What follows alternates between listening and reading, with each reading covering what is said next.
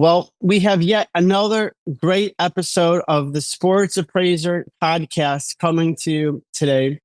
And I'm so excited because a couple of weeks ago, when I was on the floor of the National Sports Collectors Convention, every day I check my email and I read Front Office Sports. And the fabulous writer, Ben Horney, announced that Bleecker Trading had been sold. So I immediately texted Ben. I said, "Oh my God." He goes, "Yeah, Mark's a great guy, blah, blah, blah. I love interviewing him." So I said to myself, "Yeah, I also should interview Mark and kind of check in and see what happened." So today we have the great Mark Zablow of Bleecker Trading. Mark, welcome to the pod. Michael, it's a pleasure. I've known you for a while, followed you for even longer. So it's exciting to finally speak like this.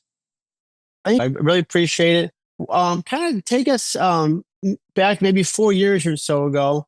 What was the impetus to start Bleecker Trading? I know you were very successful in the advertising world, and then COVID happened, and then all of a sudden Bleecker Trading opened up. Yeah, so there's the age-old story I think everyone's probably sick of hearing right now about my work in the marketing space for the beer brand Corona, being in live events and being dealt kind of a funny and unlucky hand with the virus being named Corona and all live events being shut down. The truth behind that is since about 2017, as a marketing agency, we had been looking at the collectible space. We've been looking specifically at the sports card space as something entrepreneurial we wanted to dive into. We had started going to the National, and me being a lifelong collector, was able to start to realize the difference when you started to see the young kids like slab stocks in the back of the National and people talking data that you didn't normally see in the traditional shows. So that sparked some interest for us. We tried to find some ways to break into the hobby. There were not a lot of opportunity, not a lot of innovation yet in 2017, 2018, 2019. And so when the pandemic hit, it kind of was just a perfect mix of, the stars aligning and what we like to say, capturing lightning in a bottle of, we had an agency that was looking for something to do. We really understood lifestyle marketing and experience. You match that up to a couple things going on in the hobby. One, the hobby had no lifestyle brand or aspect to it whatsoever. The hobby experience, especially whether it was at events or trading card stores, was very antiquated. And most importantly, New York did not have a actual, venue or a trading card shop, or New York didn't have a trading card show, anything to really be a badge for New York. And it wasn't just about New York City or New York State, but it was about New York really being a global destination. And you think about the Yankees, and you think about Mantle, and you think about like how much around sports cards are tied to New York. To not have that destination, we looked at as, the third problem to solve.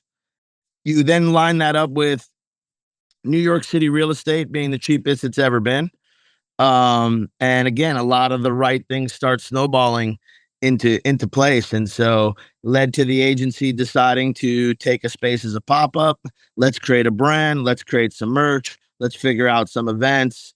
And kind of was, let's do everything but trading cards. Because as you know, from back then, how do you open up a retail store with distribution and, kind of the network there. So our thought was, let's create the brand and the experience, and the rest will follow. And then you open up in the West Village on the corner of Bleecker Street and Christopher Street. Walk us through your first week. Did you have any customers? Who was your first customer? What were you selling? What was the feedback like? So, good question. We had no customers our first week because there were no customers. There were no people on the street. We opened up on a Wednesday night, really with the mindset of, let's start telling people this place exists. And we were lucky that there were some NFL players and other athletes that were still wanting to go out. And there weren't really sports on, but UFC was having fights. So, opening the lounge up as, hey, come watch a UFC fight here. And how weird is it? We have trading cards. That was kind of our first move or two.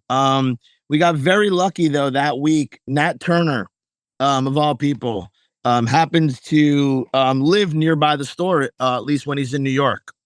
And he had put up a Twitter post or an Instagram post asking if there's any card shops in New York City.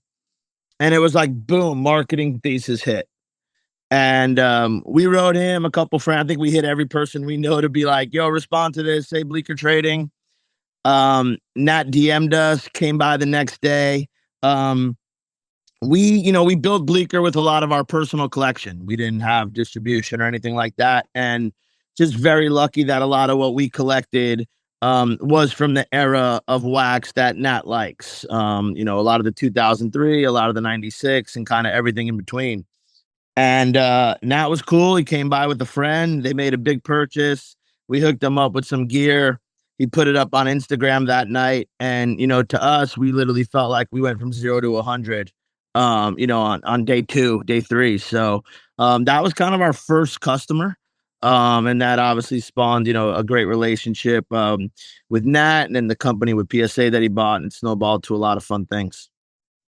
Now, you mentioned Nat buying some items at the store. In general, what are the price points that you sell? I know you sell singles and wax, but I'm just trying to think. Let's say I'm someone that's visiting New York City. What can I expect to find?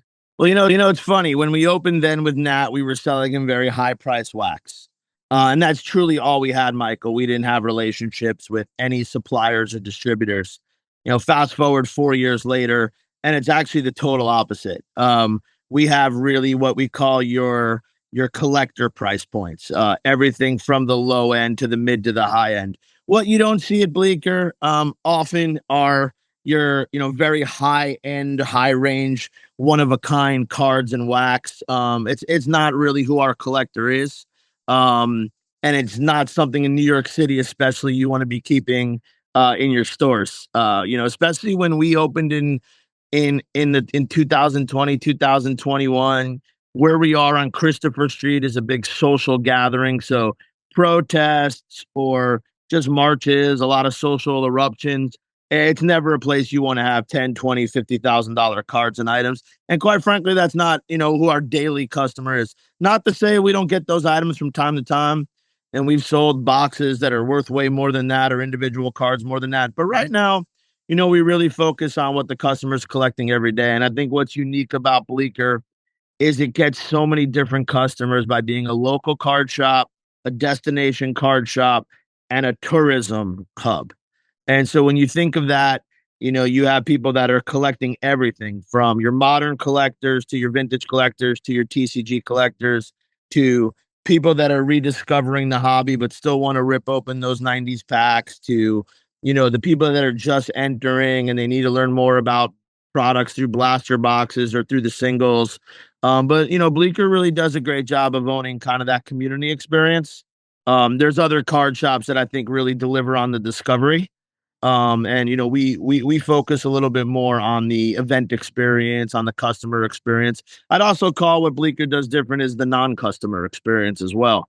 As we drive a lot of people in from the neighborhood, from the community, or friends of friends or family members and aspects like that. The event experience is something that I can personally attest to. I've probably been to 6 or 7 different events over the years. Some of them have been trade nights. Most recently last year on a Friday, it was a PSA drop-off event, which was held outside. And the line, it must have been maybe 2 p.m. or 3 p.m. And the PSA customer service professionals were outside in the back, but the line came all the way through the store out into the front. And I'm thinking, like, don't these people work? Like, what are we doing here? It was incredible to see. And so for me, because I don't buy, sell, or trade, those experiential events that are always held at Bleecker are always something that's fun to see. We hold that, I think near and dear to our heart. We definitely didn't invent an event at a card shop or invent the trade night. But we definitely pulsed it. I think we definitely stepped it up, and I think we pushed everyone else in the hobby to step those elements up. We expanded into the space next door, specifically for those experiences like PSA. And so we can continue to bring a lot of what's in the hobby to Bleecker, whether that's from an event or from a service experience like that we do with them. But, ultimately, we pride ourselves on making the experience what people remember about Bleecker. You can buy cards anywhere. You can buy them cheaper anywhere too, with everything going on online. So we really want to not just make sure the customer finds it, worthwhile when they're there, but worthwhile to come all the way down to us, in the middle of the West Village. Not everybody lives in New York City. And I know about 5 or 6 months ago, you opened up a second location in New York City. And then, of course, the news, like I said, a week or two ago that you had sold. Kind of walk us through the reason for opening up the second location and then the reason why you sold. And then tell us about Matt, who I believe is your head of operations, who is now the new owner. Yeah, so I think rewind that a little bit. I had met Matt as a customer coming into the store, a little too curious of a customer, may I add. But a customer coming into the store, his sibling had recommended it. His sibling's a big collector, and as I started to get to know Matt, I realized, this was someone looking more to get into the business than to just collect. And so over the last year or so, he had joined on, literally kind of like what I say is like one of those people that just didn't leave. He's like, hey, I want to help out. I want to work here. And I'd look up and he'd be hanging out in my office, and I'd leave my office and he'd be hanging out at the retail store. But he's one of those people where you look up and he's working the front of the retail store. He's checking customers out. Or he jumps into my office and he sees I'm on a finance call and he just sits down and listens in. And so he started to really become the confidant person I kind of counted on and trusted, went to for advice on a lot of things. At that point, we had just gotten out of the LA situation not working. And when we decided to do LA, we neglected or we moved away from opening up our second New York store. So when LA didn't work out, we went hard into finding what that opportunity was. And, kind of when Matt and I were looking at the data, I think the biggest thing that our team saw was just the density of New York City. You have 20,000 people in the West Village where our Christopher Street store is. We were excited about Santa Monica because I think there was 100,000 people in the zip code we were looking at that live there. Well, what we found in the Upper West Side in our second store, were 30-story buildings versus 6-story buildings in the West Village, and 200,000 people in a walkable zip code to that. And so you kind of looked at what was happening around New York. Our goal in the beginning was really to make New York a collectibles hub. That kind of happened. You have a lot there now. At the same time, we look at certain communities and we saw a big parallel in our customer, a lot of them coming down from the Upper West Side. For us, we can start to get some more cost efficiencies by sharing employees as the stores were close enough to each other. And even being able to be, one straight avenue up or one straight subway up, we started to see, hey, we could spread out our marketing costs, hire some more senior people corporately. Now you can have one person on social managing both elements. And so those efficiencies made a lot of sense. And, having Mike Kalpak as such a strong general manager downtown, where, Mike could pretty much run the company if he needed to. When you added Matt in, it was like, okay, now, we have some more grownups in the equation. Ryan Breslin, our manager, that we brought on up there. It all started to feel right. And at the same time, it felt on brand. I think, we had a lot of opportunities to move into spaces, whether they were malls or whether they were stadiums or whether they were other big buildings that were opening.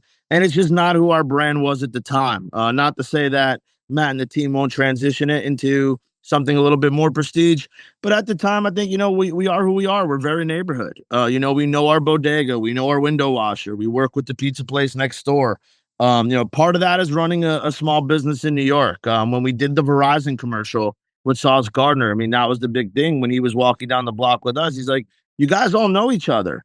And it was, yeah, I mean, we know, how to survive in this, in this environment. Not many trading card stores have to pay a gardener and the rodent people and the garbage fees that we do being in New York City. So you need your neighbors, you need your neighborhood. And I think when we saw the Upper West Side, what that could kind of do for our brand in New York, the differentiation it brings between whether it's David Hannums in Midtown or Cardwell coming to Soho, it felt it's just a natural extension of the brand.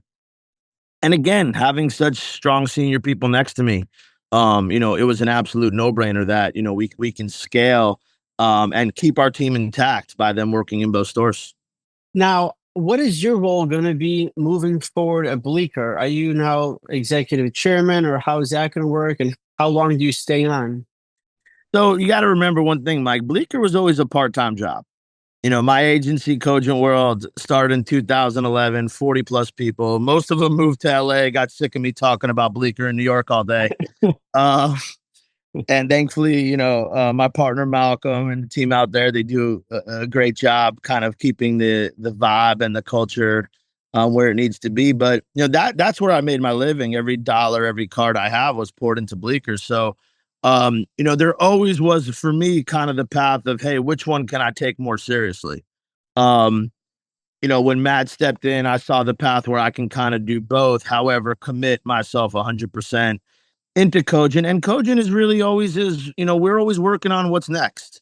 And so I think you had a couple quick equations. One was, right time in the hobby, right time if you're going to explode a brand, now is when you want to do it. Matt brings I'd say the hunger, the integrity, and the resources to step in and really do that. In order for him to step in and do that, he really needs to run that.